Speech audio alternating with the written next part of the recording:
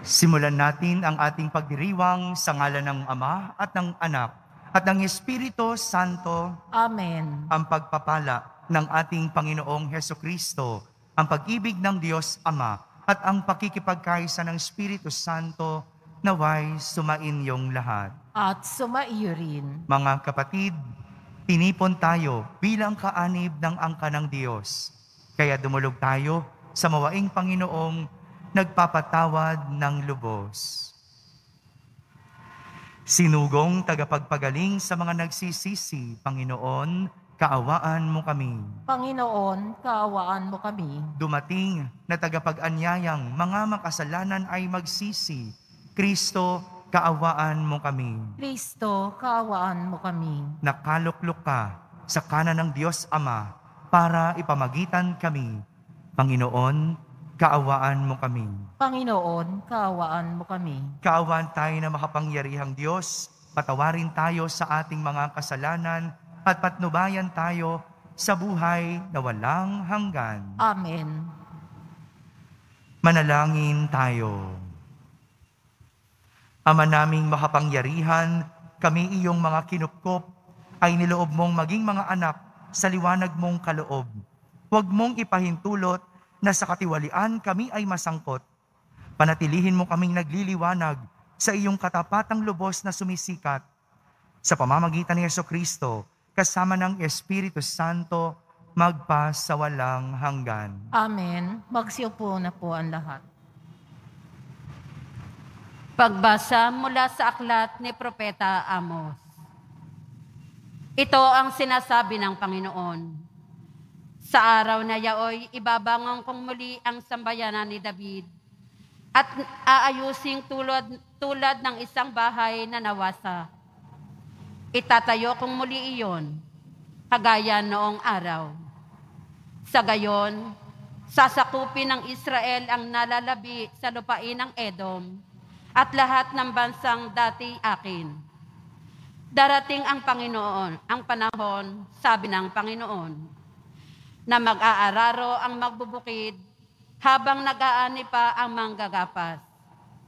At gagawa pa rin ng alak ang mag-aalak kahit nagsisimula pa lamang na maghasik ng binhi ang manghahasik.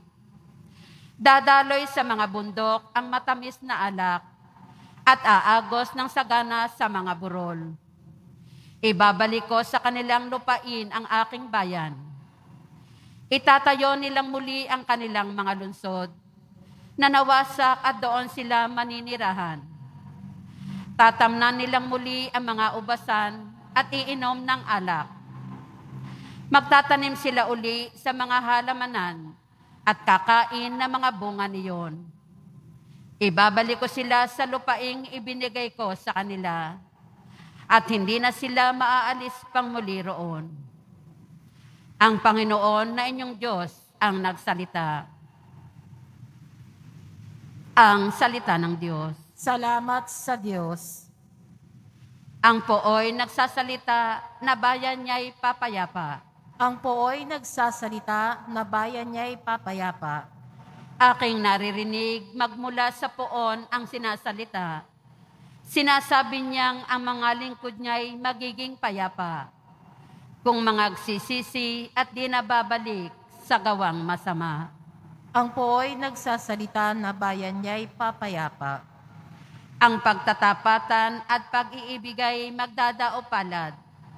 Ang kapayapaan at ang katwiray magsasamang ganap. Sa balat ng lupay, pawang maghahari yaong pagtatapat. At ang katarungan na may maghahari mula sa itaas. Ang pooy nagsasalita na bayan niya'y papayapa. Gagawing maunlad ng Panginoon Diyos itong ating buhay. Ang mga halaman sa ating lupa ay bubungang mainam. Sa harapan niya yaong maghahari pawang katarungan. Magiging payapat, susunod ang madla sa kanyang daan. Ang pooy nagsasalita na bayan niya'y papayapa. Magsitayo po ang lahat.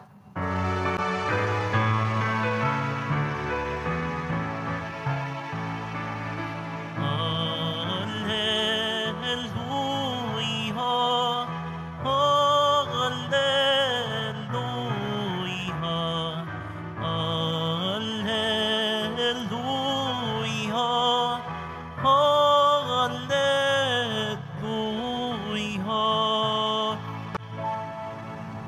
Sumainyo ang Panginoon. At sumaiyo rin. Ang mabuting balita ng Panginoon ayon kay San Mateo. Papuri sa iyo, Panginoon.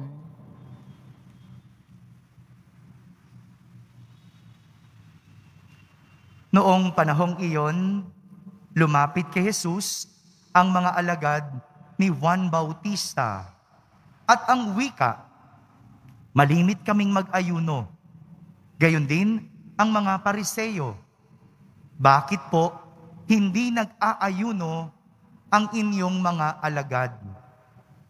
Sumagot siya, maaari bang magdalamhati ang mga panauhin sa kasalan habang kasama nila ang lalaking ikinasal? Kapag wala na siya, saka pa lamang sila mag-aayuno. Walang nagtatagpi ng bagong kayo sa isang lumang kasuotan, sapagkat mababatak nito ang tinagpian at lalong lalaki ang punit. Wala ring nagsisilid ng bagong alak sa lumang sisidlang balat. Kapag gayon ang ginawa, puputok ang balat. Matatapon ang alak at mawawasak ang sisidlan. Sa halip ay isinisilid ang bagong alak sa bagong sisidlang balat. At sa gayoy, kapwa nagtatagal. Mga kapatid, ang mabuting balita ng Panginoon. Pinupuri ka namin, Panginoong Heso Kristo. Magsiupo na po ang lahat. Isang magandang araw po sa inyong lahat. Isang tanong tungkol sa pag-aayuno ang ating narinig mula sa mga alagad ni Juan Bautista. Tanong sa pag-aayuno. Tinatanong nila kung bakit sila at ang mga Pariseyo ay malimit mag-ayuno, samantalang ang mga alagad ni Jesus hindi nag-aayuno. Bakit kami nag-aayuno? Sila hindi. Una sa lahat, ang pag-aayuno ay isang paraan ng pagtitimpi. Pagtitimpi mula sa mga bagay na makamundo. Ginagawa ito para mas maituon ang sarili, hindi sa material, kundi sa kung ano ang mahalaga at importante sa buhay. Kaya naman, ipinapaliwanag ni Jesus na hindi na kailangang mag-ayuno ng kanyang mga alagad sapagkat kasama na nila si Jesus. Kapiling na nila si Jesus. Wala nang mas mahalaga pang ibang bagay, kundi ang makapiling at makasama si Jesus. Kaya walang dahilan para sila ay mag-ayuno o magtimpi sa anumang bagay. Ito yung ipinapakita sa atin ng ating ebanghelyo sa araw na ito. Ang wala nang mas mahalaga pa sa ating buhay, kundi ang Diyos. Wala nang mas mahalaga pa sa ating buhay, kundi ang Diyos. Madalas kasi, sa sobrang dami nating pinagkakaabalahan sa mundo, natatabunan kung ano ba talaga ang mahalaga at importante sa atin. Balikan natin noong panahon ng lockdown. Naalala niyo pa po ba yon? Yung panahong bawal lumabas. Walang pasyal. Sino ba nakapamasyal nun? Uhulihin ng barangay, di ba? Walang mall, sarado. Pinipili nga lang kung sino ang pwedeng mamalengke. Walang kainan sa labas. Walang shopping. At karamihan sa atin, nagbalik sa pagdarasal. Nagrosaryo ng sama-sama. Kahit hindi nakakalabas, nauso ang online mass. Kaya't marami ang nakasimba. Saksi po kami doon, dito sa Quiapo. Ang taas ng viewership kada misa. Lahat nagawa natin dahil nabawasan tayo ng pinagkakaabalahan. Na sa totoo lang, pwede naman palang wala ang mga yon. Mabubuhay naman pala tayo kahit wala ang mga yon. Hindi ko po sinasabing masama o alisin ang mga yon. Hindi po. Pero nung lockdown, hindi naman tayo nagtimpi. Napigilan lang tayong lumabas. Magkaiba yung napigilan sa nagtimpi. Napigilan, wala ka kasing magawa. Pero kung may magagawa ka, gagawin mo pa rin.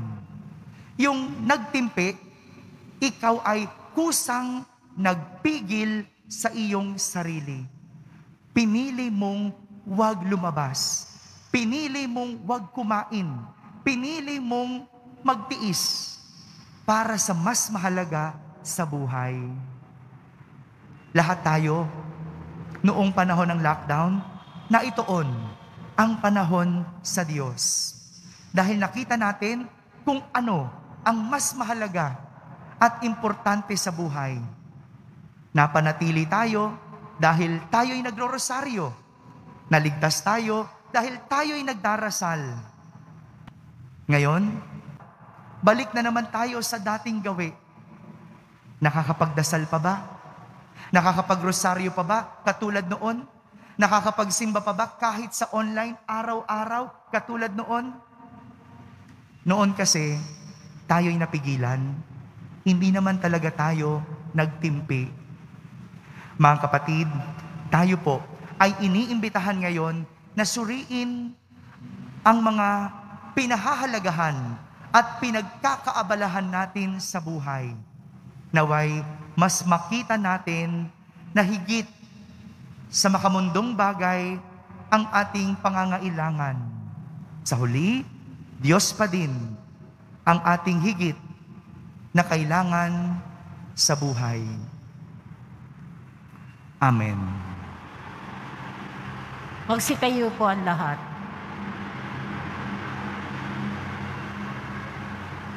Minamahal kong mga kapatid, manalangin tayo sa ating Diyos Amang upang mailapit niya tayo sa kahalagahan ng Ebanghelyo at mapanibago ang simbahan at ang sandaigdigan.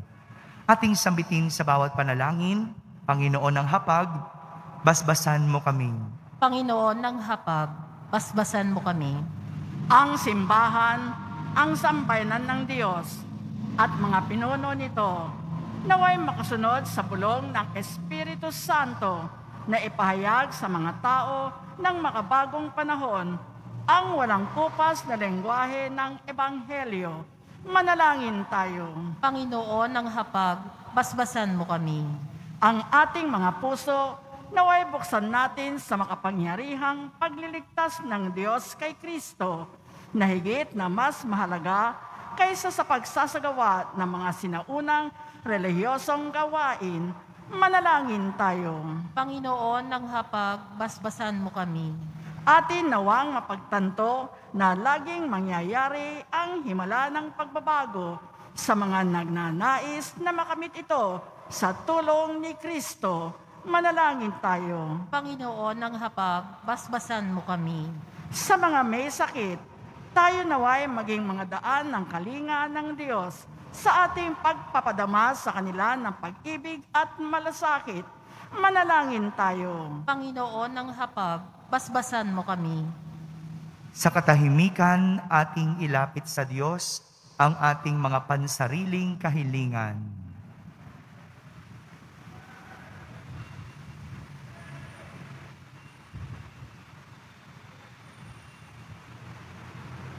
Manalangin tayo. Panginoon ng Hapag, basbasan mo kami. Ama naming nasa langit, pakinggan mo ang aming mga panalangin at turuan mo kami ng pamamaraan upang mamuhay bilang iyong bagong bayan na pinalaya sa pamamagitan ni Kristo na aming Panginoon. Amen. Magsiupo na po ang lahat.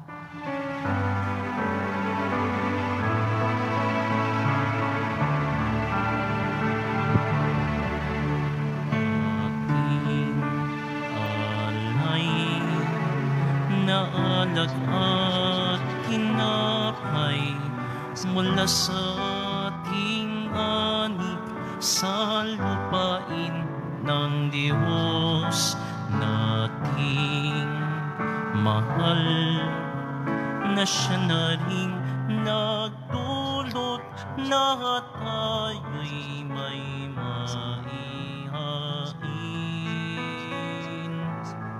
sa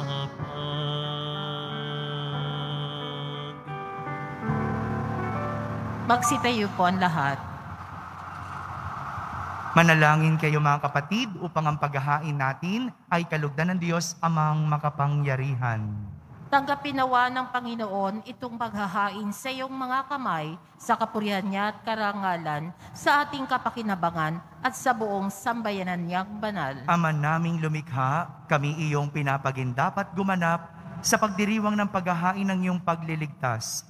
Ipagkalob mong ang aming pagdilingkod sa iyo ay gawing kalugod-lugod na mga alay na ito sa pamamagitan ni Jesucristo kasama ng Espiritu Santo magpasawalang hanggan. Amen. Sumainyo ang Panginoon. At sumaiyo rin. Itaas sa Diyos ang inyong puso at diwa. Itinaas na namin sa Panginoon. Pasalamatan natin ang Panginoong ating Diyos. Marapat na siya ay pasalamatan. Ama naming makapangyarihan, tunay ngang marapat na ikaw ay aming pasalamatan. Sa iyong paglingap at kagandahang loob, ang tao'y nilikha mo at pinangasiwa sa sansinukob. Sa hangad mong siya'y iwastong lubos, siya'y pinagdusa mo sa kanyang pagtalikod. Sa iyong paggiliw, iyong ipinahintulot na makabalik siya sa pamamagitan ni Kristo Jesus.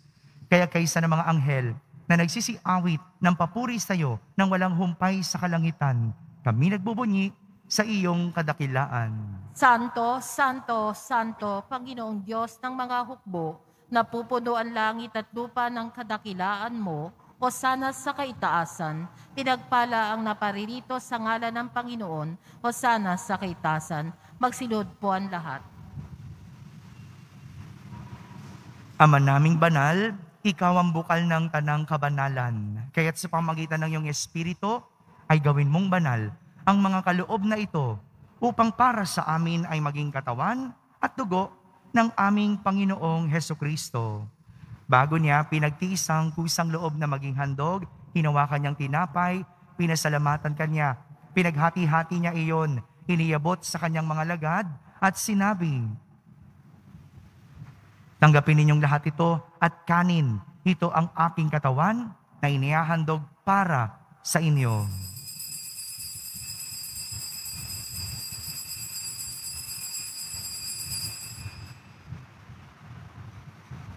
Gayon din naman, nung matapos ang hapunan, hinawakan niyang kalis, muli kanyang pinasalamatan. Iniabot niyang kalis sa kanyang mga lagad at sinabi, "Tanggapin ninyong lahat ito at inumin. Ito ang kalis ng aking dugo, ng bago at walang hanggang tipan. Ang aking dugo na ibubuhos para sa inyo at para sa lahat, sa ikapagpapatawad ng mga kasalanan. Gawin ninyo ito sa pag-alaala sa akin."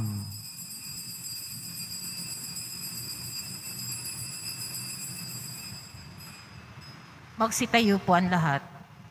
Ipagbunyi natin ang misteryo ng pananampalataya. Si Kristo'y namatay, si Kristo'y nabuhay, si Kristo'y babalik sa wakas ng panahon. Ama, ginagawa namin ngayon ang pag-alaala sa pagkamatay at muling pagkabuhay ng iyong anak, kaya't inaalay namin sa iyo ang tinapay na nagbibigay buhay at ang kalis na nagkakaloob ng kaligtasan. Kami nagpapasalamat dahil kami iyong minarapat na tumayo sa harap mo para maglingkod sa iyo. Isinasamo namin kaming magsasalo-salo sa katawan at dugo ni Kristo ay mabuklod sa pagkakaisa sa pamamagitan ng Espiritu Santo. Ama, lingapin mo ang iyong simbahang laganap sa buong daigdig. Puspusin mo kami sa pag-ibig, kaisa ni Francisco na aming Papa, ni Jose na aming Obispo at ng Tanang Kaparian. Alalahanin mo rin ang mga kapatid naming nahimlay, lalong-lalo na si Dante, na may pag-asang sila'y muling mabubuhay, gayon din ang lahat ng mga pumanaw. Kaawan mo sila at patuloyin sa iyong kaliwanagan. Kaawan mo at pagindapating kaming lahat na makasalo sa iyong buhay na walang wakas. Kaisa na mahal na Birheng Maria na ina ng Diyos, ng kabiyak ng puso niyang si San Jose, kaisa ng mga apostol at ng lahat ng mga banal na namuhay dito sa daigdig ng kalugod-lugod sa iyo. May pagdiwang naman namin ang pagpupuri sa kararangal mo sa pamamagitan ng iyong anak na aming Panginoong Hesukristo. Sa pamamagitan ni Kristo, kasama niya at sa Kanya, ang lahat ng parangal at papuri ay sa iyo, Diyos Amang makapangyarihan, kasama ng Espiritu Santo, magpa sa walang hanggan. Amen. Sa tagubilin ng mga nakahagaling na utos at turo ni Jesus na Panginoon natin at Diyos, ipahayag natin ng lakas loob. Ama namin, sumasalangit ka, Sambahin ang ngalan mo, mapasa amin ang kaharian mo, sundin ang loob mo dito sa lupa para ng sa langit. Bigyan mo kami ngayon ng aming kakanin sa araw-araw at patawarin mo kami sa aming mga sala para ng pagpapatawad namin sa nagkakasala sa amin at huwag mo kaming ipahintulot sa tukso at iadya mo kami sa lahat ng masama. hinihiling namin kami iadya sa lahat na masama. Pagkalooban ng kapayapaan araw-araw, iligtas sa kasalanan at ilayo sa lahat ng kapahamakan. Samantalang aming pinananabikan ang dakilang araw ng pagpapahayag ng tagapagligtas naming si Hesukristo. Sapagkat iyo ang kaharian at ang kapangyarihan at ang kupurihan magpakailanman. Amen. Panginoong Hesukristo, sinabi mo sa iyong mga apostol, kapayapaan ang iniiwan ko sa inyo, ang aking kapayapaan ang ibinibigay ko sa inyo. Tunghayan mo ang aming pananampalataya at huwag ang aming pagkakasala. Pagkalooban mo kami ng kapayapaan at pagkakaisa ayon sa iyong kalooban, kasama ng Espiritu Santo, magpasawalang hanggan. Amen. Ang kapayapaan ng Panginoon ay laging sumainyo. At sumaiyo rin. Magbigayan kayo ng kapayapaan sa isa't isa. Kapayapaan po para sa lahat.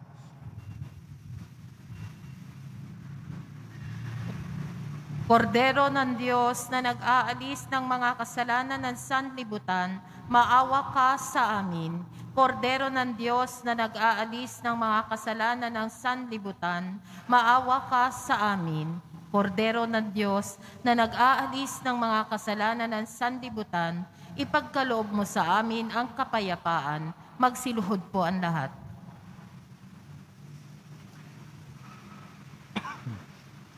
Ito ang kordero ng Diyos.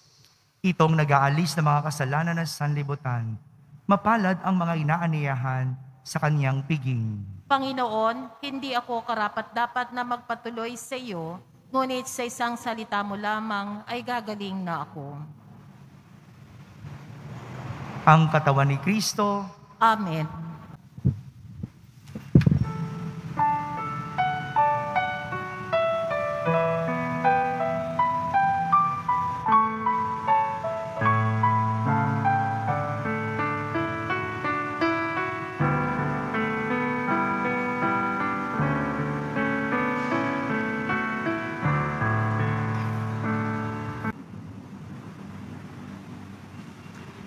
Ama naming mapagmahal, buhayin nawa kami ng aming inihain at pinagsaluhan upang kami pinagbuklod sa pag-ibig mo kailanman ay magkaroon ng bungang lagi naming may alay. Sa pamamagitan ni Hesukristo, kasama ng Espiritu Santo, magpasawalang hanggan. Amen. Sumainyo ang Panginoon. At sumaiyo rin. Pagbabasbas ng deboto ng Pong Jesus Nazareno. Mahal na Pong Jesus Nazareno, inihayag mo sa pamamagitan ng krus ang walang maliw na pag-ibig ng Diyos sa sangkatauhan. Pakinggan mo ang kahilingan ng iyong angkan na nagsusumamo sa iyo. Makakamtanawan nila ang inyong katugunan at tanggapin ang kasagutan na may utang na loob na tinatanaw. Basbasan din po ninyo ang lahat na may karamdaman at nahihirapan sa pamamagitan ng bendisyon na ito, naway maalala nila ang mga pangako nila noon sa binyag na ikaw ang kanilang iibigin at paglilingkuran bilang Panginoon, magpasawalang hanggan. Amen. At pagpalain kayo ng makapangyarihang Diyos, Ama, Anak, at Espiritu Santo. Amen. Tapos na po ang ating pagdiriwang humaiking taglay, ang pag-ibig at kapayapaan ng Poong Jesus Nazareno. Salamat sa Diyos.